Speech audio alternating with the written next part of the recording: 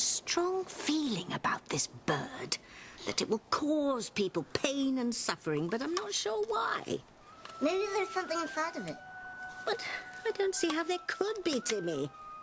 Oh, it's so bloody frustrating. I paid good money for that bird, thinking that it would destroy people's lives, but it's obviously harmless. Or is it? Charity had a strong feeling about it, too.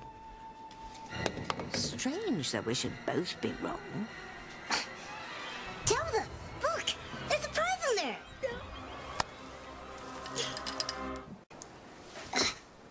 Oh, my. Little Miss Charity was right. These pictures alone could destroy a family with ammo left over. Who are they of, Tabitha? Oh, Eve Russell.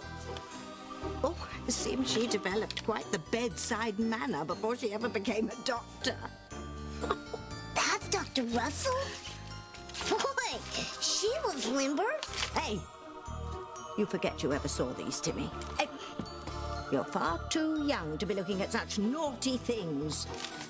Timmy's old enough to know that if Dr. Russell's husband sees those pictures, Dr. Russell would be in big trouble. Well, Eve can't say I didn't warn her.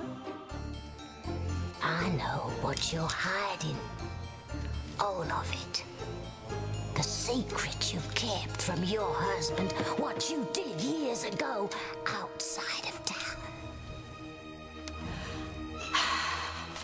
Let's go, Timmy. I think it's time that we made a certain gypsy fortune teller's prophecy come true. Come on. Come on. Well, if it isn't the Russells. Good evening, Tabitha. Are you and your doll out for a night on the town? Oh, yes, TC. Like you and your doll, Eve. Oh. Charity's feeling better, I hope. I think so. Good. Well, if you'll excuse me, I'm here to look for a book on birds.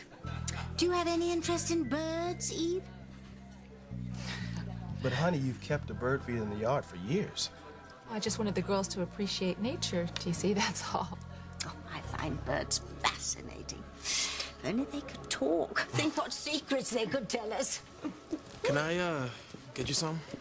Oh, yes, a pot of tea would be lovely. What's the doll having? Oh, nothing for him, thank you. Caffeine keeps him awake. Well, where were we? Oh, you were going to go and get a book on birds. Oh, yes. Speaking of birds, have you or TC ever heard the story of the mythical phoenix? Yes, the bird dies in a fire only to rise from its own ashes to live again. Oh, yes. Speaking of fires, I remember recently reading that there was one here in Harmony, in an apartment. Yes, that apartment belonged to one of Eve's patients. How terrible.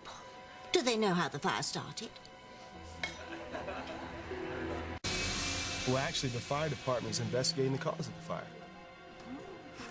Maybe your patient had a bird that will rise from the ashes of the apartment. Orville? I doubt it. What do you think, Eve? Oh, honey. What's wrong? Excuse me, TC, I just remembered I didn't check on a patient. Excuse me. Nice to see you again, Coach Russell. You too. Although I do think that Eve should switch to decaf. Well, I'll go and find my book.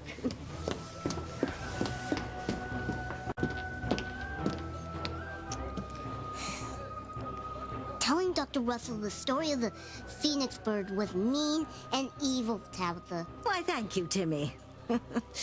Yes, we've certainly got things off to a flying start.